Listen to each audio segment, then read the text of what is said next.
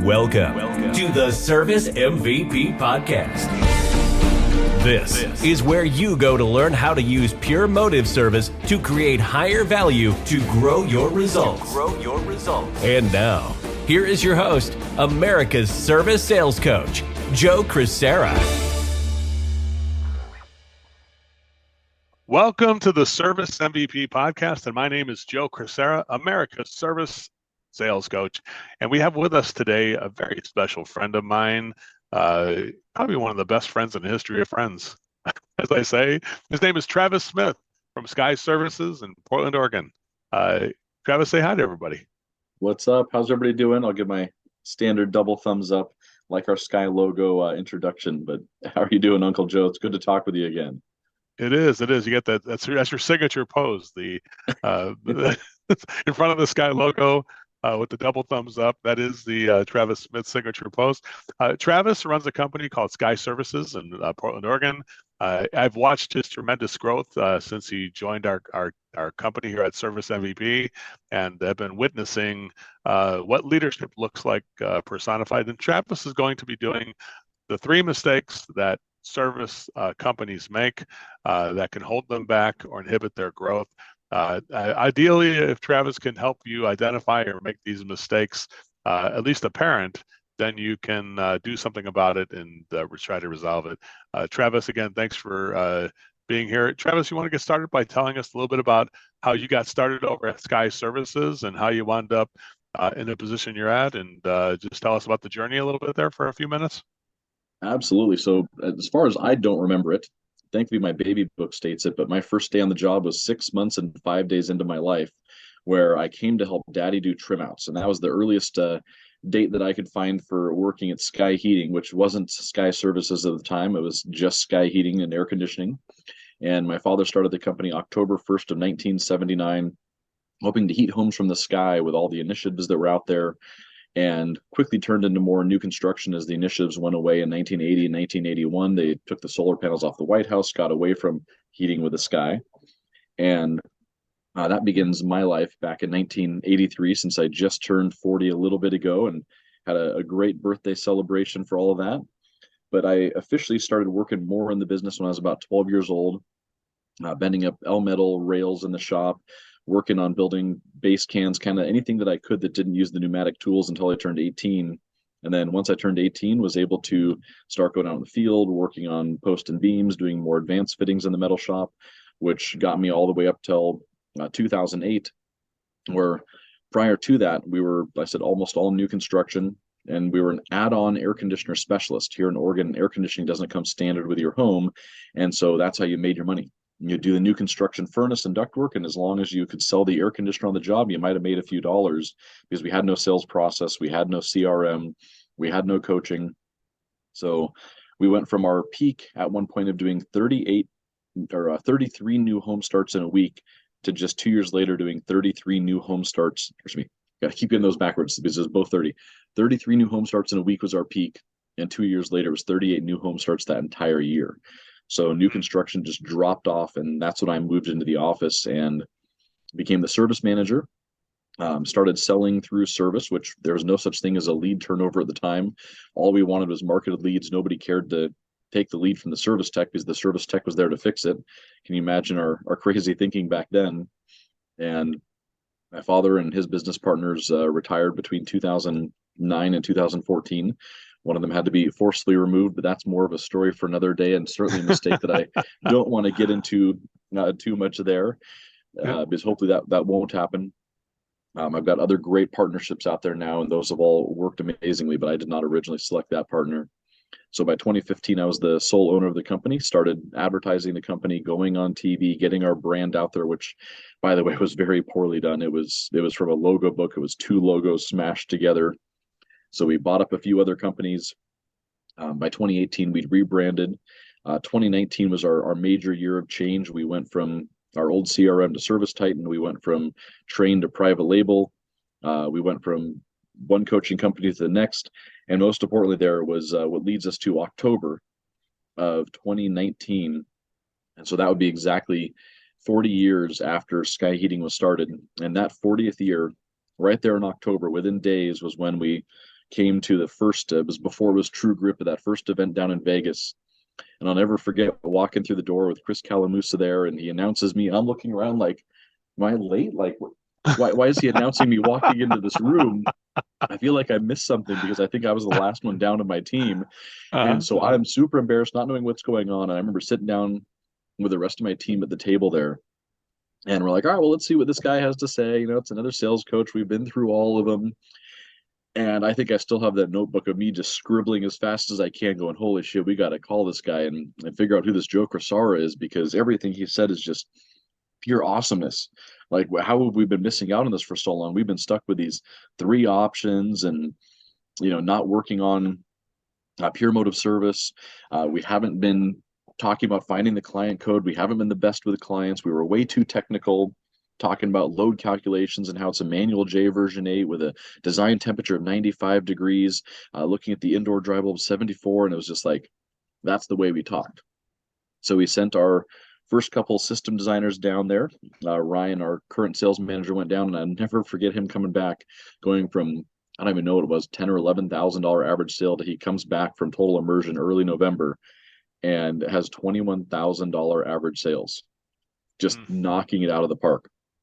So from 2019, obviously some big changes there. 2020, we added plumbing. 2021, we added electrical. And 2022, I sold the business to private equity and decided to stay on as president, which is what I am today, and partner in the private equity group and helping run things there. And it's been quite a wild ride since 2019. So I think that probably gives the best introduction I can give without getting into too many of the boring, nuanced details going into it. Well, that's okay. You know what? That's pretty exciting details. And you know what? Service MVP has exponentially grown since you joined us. So I think it's a meeting of the minds. And Travis is one of the very many clients, but actually one of the very few, I call it, truth tellers out there. And you know, I won't get into details on that either, but people online can tell that when Travis Smith says something, it's not false. Let's put it that way. It's that lot of credibility, and because of that, that has helped Service MVP. So Travis, thank you so much. And I'm glad your team got that growth from us, but definitely we got personal growth from you too. I think it's definitely a meeting of the minds for sure. Yeah, so we have, you know, a bunch of younger teammates, a lot of our sales teams in their late 20s, early 30s. And so they talk about Uncle Joe is the cheat code to sales. I mean, it's like whatever that old Mario code is, up, down, left, right, A, B, start. I think it's something like that. That's what you are. You're like the original cheat code for sales. Once you know the total immersion process, you've got that down to best serve clients, best serve the company. And ultimately, when you serve the clients and the company, you'll serve yourself and your sales ambitions and drives moving forward too. And of course, company as a whole there. Well, definitely, that's some great stuff. And Travis definitely is you know, he didn't do it on, if I asked Travis, how would you build a company like this? He would definitely tell us not on his own. He has like some amazing people, Ryan, Heather, Anthony, and Brian, and people like that I just know are kind of part of the growth legacy over there. And his team is an amazing team of people that has made all this possible, right, Travis? Would you agree with that? Oh, absolutely. I mean, that's one of the things that, and this isn't one of the mistakes that I was thinking of, but I think that as we get into the mistakes that other people make, is that they often try and hire better than themselves or worse than themselves, and they think of themselves as the best. And I'll never forget this contractor in my local market that ended up not liking the truths that I thought I was trying to tell him. And he posted one day on Facebook about how he was going to be moving out of the field and he's hiring new installers. So you better get your installs done now because the best installers starting to retire. And I thought, what a load of shit. Let's tell all of our clients, after I retire, my company's only getting shittier because I'm the best. And hey, we're only hiring shittier people from here on out. Like, what a sales pitch is that, right? Can you imagine? Hey, Coca-Cola is changing our formula. So as we change our formula, it's going to taste shittier. It will not taste as good as it used to. The new formula will be shittier, but that's what we're going to sell you. Nobody drink Coca-Cola. They'd all go drink Pepsi or be like, maybe they want to try it just out of pure curiosity. But I thought that was the most asinine thing. And yeah, it's truly the team that got me here. I mean, they're all smarter than me. Ryan is a way better salesperson than I am. Anthony's a way better general manager.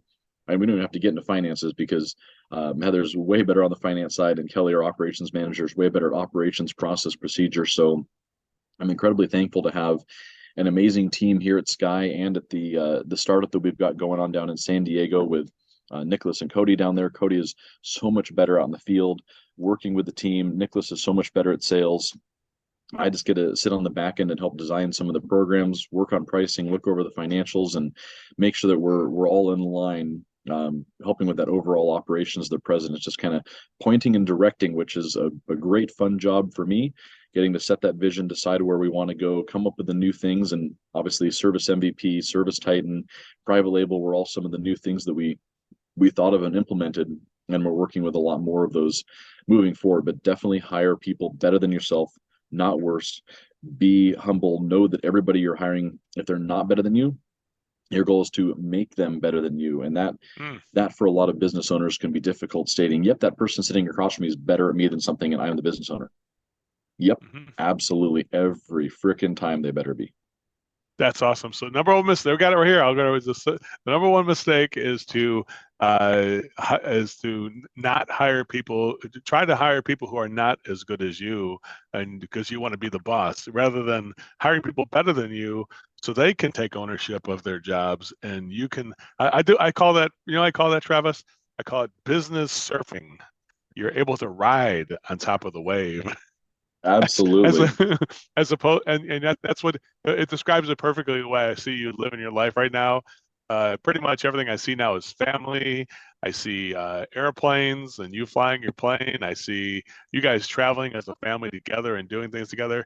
And I call that business surfing, which is the way business is supposed to be. It's supposed to be freedom for your family, as opposed to putting the family in prison because I got to do all this stuff, or I got to sell all this stuff and do all this and that. But I think that's a great bit of advice there. I think everybody, if you saw one thing about the way Travis is doing things, it's really about whatever the reason why everybody did go into business, which is to get freedom for you and your family, to be able to have the education, the housing, the transportation, everything you want, the investment, the return on investment for your family. I think that's definitely something that you're achieving, and it's always working on it. I think we always are working on it together, but definitely something that you epitomize. So thanks so much for that. You want to go on to the number 2 mistake that you think contractors make? Let's call that a freebie, because that was supposed to be like that's a free one. That's not even there. That's just a bonus. Yeah. That's a bonus one. Okay, what's number one? What's number one then? What's number one? So yeah, we'll start with number 1, because I did kind of have 3 prepared, and that first one is really poor financials.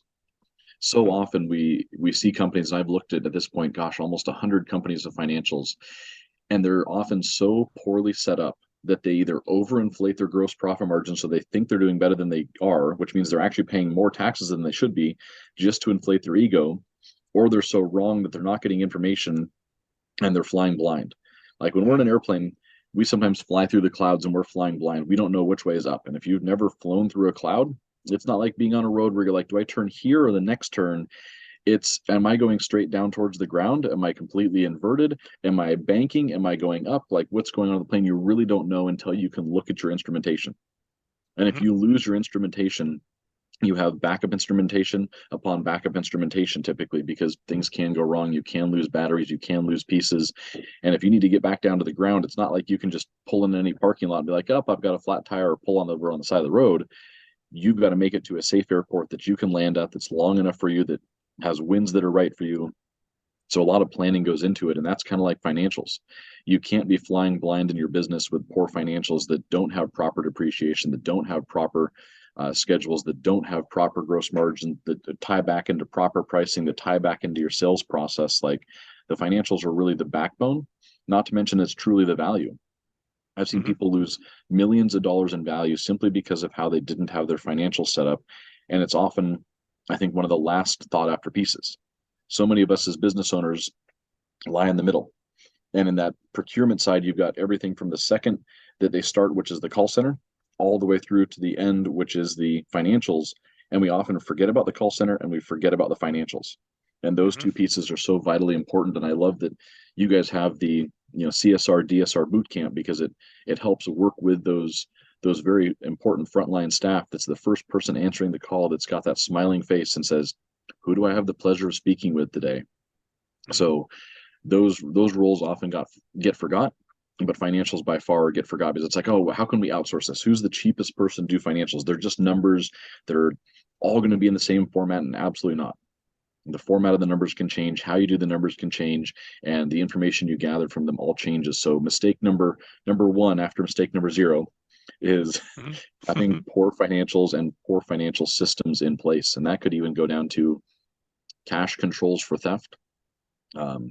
It could be, well, I was just talking to somebody about this, and I think it was about 2 years ago. We had people hack into our emails and try and set up rules that forwarded emails from certain people over to other people, where they'd copy my emails and send them out. Thankfully, we're all 10 feet away because it's during remote work. They walked to my office and they're like, "You sure you want me to send this wire?" And I'm like, "What wire?" No, I didn't. They're like, "We have an email. It's my logo. It says Travis@skyheating.com." Oh my God. I've heard of other people that have had that happen to them. You could have your, your bank accounts changed on your Green Sky, Goodleap, Service Finance, whoever you're using. You could have a change on your credit cards, and all of that stuff needs to have proper two-factor authentication and proper people overseeing it. If you're paying property taxes, if you're paying sales taxes, here in Portland we have metro taxes and cat taxes.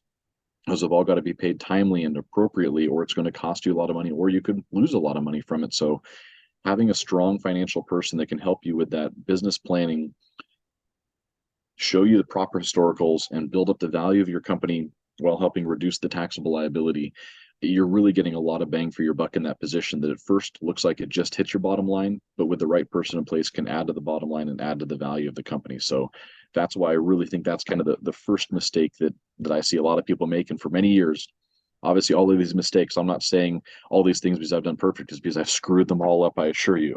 So I think that's something like, I think that's something like when that's, I think, one of the biggest values of the private equity space has brought to this whole thing, is that you have somebody who takes a look at this, and it's almost like, I think every contractor realizes it, like, yeah, we never had that shit together. We never had that together, right? And I think that's one of the things, like the accountability that private equity brings, is sort of a thing that's value, that an unknown value beside just putting cash into a company, which is this third-party oversight that says this doesn't make any sense, right? So I think I always said, I think when I sold my company, Travis, I said, man, one of the best things I ever did was to have to get this stuff ready for somebody to look at it. And so I realized how messy it was. And it took me about 6 months to get it to where I felt comfortable. Okay, I feel comfortable presenting this to a third party, so they wouldn't think I'm a complete idiot if they saw it the other way. Does that make sense? Make sense there? Oh yeah. You don't want to come in naked and not have your A game on and your workouts done for the last 6 months. You want to kind of be fit and lean, because they're going to see your company naked, essentially. Now, on the private equity side, I would say that, yeah, there could be some more controls in place. That could also be a downside. If you don't have the right person, you're all of a sudden going to be going, wait, I've got this audit, I've got this conversion, I've got these things, and the person in charge won't be able to handle it, will be failing left and right because they wouldn't have been the right person hired. And private equity does add a lot of strain to the financials for companies that are not properly set up. And even companies that are properly set up are going to get strain, as that role, from all of my friends that I've talked to and that we've seen here personally, probably gets the most changes to their position and their role, and the most added items to it. But the nice thing about private equity is that it is private, which doesn't give you as many reporting requirements as a SEC regulated publicly traded company. And financials closed by the 5th of the month, where you're staying up till 10 o'clock at night. That's what we said no to. I don't think many people want to go that direction. So while there is help and support on the financials, there is a lot more requirements there too. Well, what's the number 2 mistake that contractors make that hold them back? So number 2 to me is definitely shiny objects, which I definitely have shiny object syndrome. Love my cars, love my airplane, love all my fun stuff. So it's easy to, even in business, be looking at all the shiny objects and being like, oh, I saw somebody else added plumbing, so I'm going to add plumbing, and I've got 5 people here and I'm doing poorly at heating and air conditioning. You're not ready to add plumbing. You're probably not ready to add electrical until you've got simple, repeatable processes where you're like, you know what, I don't know what to do with 20 hours of my week, and I'm only working a 40-hour week as is. That's when it's time to break shit and add plumbing or add electrical or make drastic changes. Otherwise, a lot of it is you've got to just be sitting there dialing knobs, tiny little bits. You're not going through and trying to turn the volume up to 11 on everything. You're trying to get to the little EQ and make minor adjustments to make your business profitable. And I was talking to a friend about a month ago, and we were looking at his financials, and he'd made almost no money this year. And we looked through them, and I started, let's take a look at the financials. Obviously, back to step number one. And we ran through the financials, and I very quickly said, look, here's your issue. It's right here in X, Y, and Z. Your turnovers are not at the right percentage. I've been there, done that before. Because of that, you're not the right profitability. If all you did was reduce your service revenue, increase your turnovers, you'd see how much more your install would go up. And with that much more install, it'd take you no more install crews, no more overhead, and you'd be at 20% net profit from next to zero. He just got back to me, like this was either August or September we talked. And from September through October, he'd hit almost a 20% net profit just by making those minor changes. Now, thankfully, he wasn't looking at all sorts of other shiny objects, because he was actually dialing in. He was enlisting the help of people to say, what am I doing wrong? Where do I need to go? Why am I stalling out here? Why am I growing but not making more money? And so many other people, though, they get in this spot where they do get into shiny objects. Oh, I'm going to go buy this and go buy that. Same thing happened to me. I started a branch in Central Oregon. We ended up having to shut it down. We bought a branch out in the Dalles, which took a ton of my time. It thankfully succeeded, but I think it probably succeeded in spite of me, not from me or because of me. We did add plumbing, but when we added plumbing, that was a little bit different because I had 20 hours a week. And I remember when we hired that first plumber, I said, all right, here's what you're doing. You're sitting at my desk for the next 2 to 3 days, and all you and I are doing is talking for the next 2 and 3 days and brainstorming and coming up with ideas. And then from there, we're going to go out to our team members' houses. And then from there, we're going to start going out to customers' houses.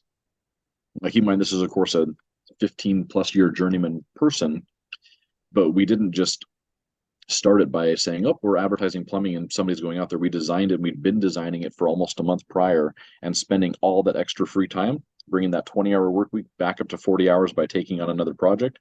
And then as that dropped off, then we took on the next project of adding electrical. Then it dropped off. Then we took on the next project.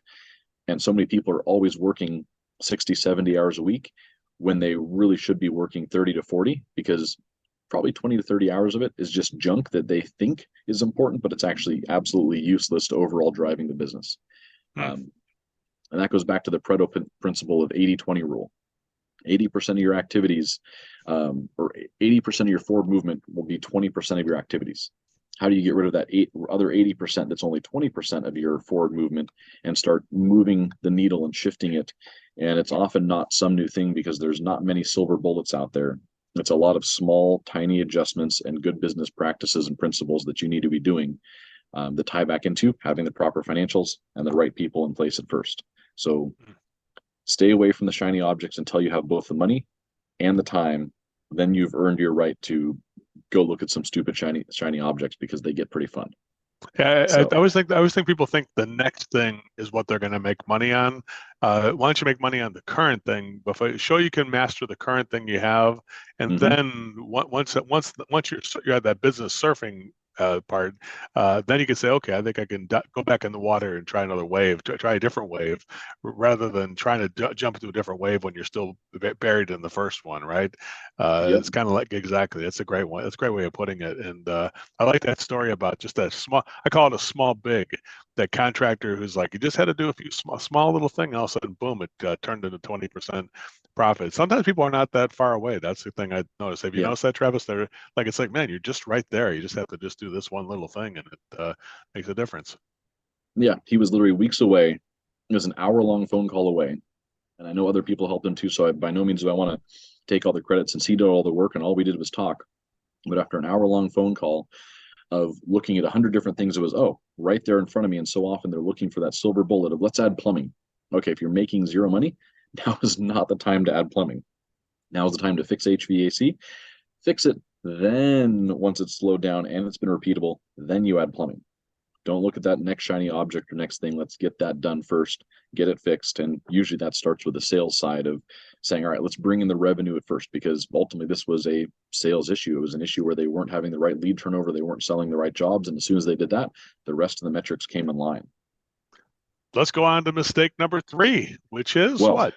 You know that I tried to set that up, because mistake number 3, I think, goes back to not hiring the right coaches and not being humbled enough to say, I need help. Being able to reach out. I mean, it's difficult to come to a sales training like yours and be like, oh yeah, we suck at sales. No, you want to come to sales training and be like, oh, we're great at this. We know we're doing, and then have your mind blown. But if you come in there thinking you're the best, you're also not going to take the most information because you're going to have so many of it blocked. And you're going to have your blinders on going, here's the info I'm looking for. When the reality is you want to open that mind up and say, I'm not the best at this. I'm not doing great at this. I'm doing okay enough. But ultimately, if you're here to learn, go to learn and go to learn what you don't know and then implement. And you have to have a coach that will help you implement, because if you try and implement 100 things overnight, you'll implement none of them. So I always tell people, if you go to a conference, what 3 things did you come back with? So when it came to the initial time that we came back from you was, all right, we need to somehow figure out how to get to 6 options. I don't know how, but we're gonna have to build out 6 solutions, 6 options. We've got to better name them, and we've really got to talk about getting this average sale up and how we build these 6 options. So it kind of all came down to one core issue of 6 options with 2 minor issues that were going to help kind of facilitate that. And then it was time, instead of us saying, all right, well, now we know we need to do 6 options. That doesn't work. You can't just go give 6 options, as you know, and say, we're done. We've created the system that took Uncle Joe 30 years and we did it in an hour. No, then it's time to sign up for coaching, and whether that be financial coaching or business coaching through groups like Nexstar or Service Nation or BDR, and sales coaching through people like Service MVP and you've got to have somebody that then helps you fine tune it and take those pieces to the next level and hold you accountable, because it's easy to not hold yourself accountable. And that's, I think, the difficulty of an owner, is that you have no cheerleader. You only have people beating you up all day long. So when you have coaches, those coaches can be your cheerleaders, because you're the cheerleader for your team, and that becomes exhausting. Just as I'm sure it's exhausting many days to be Uncle Joe and be like, all right, I got to be the cheerleader for hundreds of companies. That's a tough job. That's not an easy job. And thankfully on the sales side, you get to see all of us come back and see the success and at least get some wins from it. But there's a lot of coaching companies where they don't get wins because people won't follow up, they won't implement, and they don't have the accountability. Mm-hmm, mm-hmm. Well, truthfully, since I never do participate, I decided in 1996 never to participate in negativity. So, celebrating everybody, being a cheerleader for everybody is one of my superpowers. And I say I'm an optimist, and I think that's one thing I think that I see in you too, Travis, is that I've seen some negative things happen to you, and people who leave and go and come, and you find some people aren't the right fit, yet you still manage it with optimism and grace. And to me, I think that everybody that I've seen you work with, I mean, I'm not sure, can you give us some advice on this? Because I noticed that every time you talk to somebody, you give it to them straight. Don't get me wrong. And sometimes it can come off a little harsh, but I will say Yes. that what you've learned in the years I've known you, since 2019 till the last 4 years, I've seen that a shift to where you're delivering things with a sense of care, respect, and support. More than I think you started out with 4 years ago. Tell us a little bit about that. How you to me, I think you've changed your the way you do it in terms of providing accountability in a way a little bit with a sense of warmth. Accountability being the dish served warm. Does that make sense? Yeah, and it's easy up front when you're just like, all right, they are screwing it up, they're wrong, very cut and dry. And certainly as you grow larger, you have to work with more people at your company, work with more coaches outside of it, and therefore you need to be more tactful. I by no means am a tactician. Heather will tell you, as you've seen from me in the past, I'm slowly working on it. I'm slowly learning on it. I've tried to participate less in negativity, but I do still participate in it every once in a while. And sometimes it's, I hate to say it, it's just a little fun to let a little bit of that stress out. But I guess as you get older, you grow as a person, and a lot of that comes back to, it's a lot less stressful when the company is more successful, running like a machine, and therefore you have more time to kind of think through those thoughts and answers to be more tactful of it. And just having that right running company with the right running team with the right running sales process makes it easier to sit back and say, all right, really, is that the way you want to go about this, or should we try it the other way? Mm-hmm. The difficulty is, if you're the owner and you've been in that role where nobody says no to you, you have that power of the purse. I think it's John C. Maxwell that calls it that. It is difficult to get a no. Even before this meeting, I got 2 no's today where I'm sitting here and I'm just like, what the heck? The bank won't take care of this, and I need this taken care of. And I come onto the call and I was a little frustrated from multiple things. And as soon as I see your smiling face and, hey, it's Travis, it's very hard to be negative around Uncle Joe. So I got to say that you definitely helped me not participate in that negativity as much. I'm not 100% not participating in it since 1996. That'll be like a, I don't know, 2026 goal maybe. We'll work on it for then. Mhm. Okay.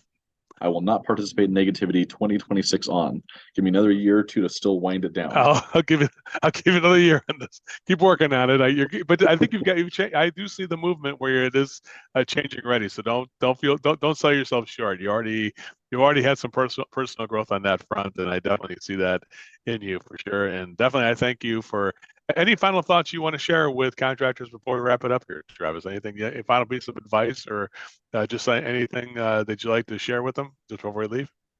I think we hit on those three pieces is well, four pieces. Make sure to hire the right people, make sure to have good financials, make sure to not go after too many shiny objects until you have the time and the ability and money, and make sure you have the right coaches, because those four things will really fix a lot of problems in the business. But ultimately, Louis Bruno told me this. He goes, the company will always reflect the size that you are as a leader. And I remember telling him, I'm a $25 million company. He goes, great, you may be a $25 million company under the hood, but if you're doing $8 or $10 million a year, you're an $8 or $10 million leader, and you're the one failing the company, Travis. And that was a hard lesson to learn, that as the leader of the company, you are its biggest limit. There are companies out there like, like Ken Goodrich at Gettle. I don't know how much they do in revenue, but what, 500, 600 million. There's Ishmael doing 100 million in revenue. That shows that it is 100% possible. So if I'm not doing that, that's my fault, because those leaders were able to do it. Then you need to decide, how far do you truly want to go? Because it's perfectly fine to say, I only want to be a $10 million company. I only want to be this.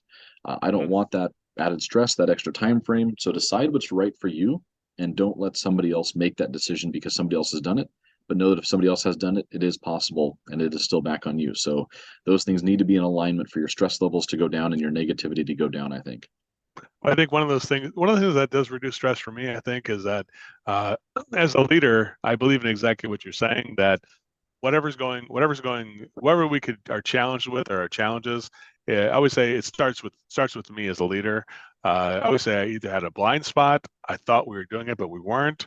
I thought we're doing it, but we weren't doing it as great as we could have done it. So things that I think leaders, we have to admit, I think giving yourself the gift of responsibility gives you the power you need to take it to that next level. I think that's where it does start. Absolutely. All right, Travis. Myself. Well, thank you so much for being here, and I really appreciate you. And everybody, we'll see you guys in the next episode. Everybody, have a great one.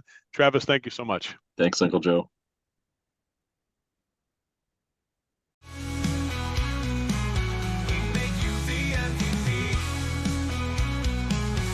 Make you the MVP.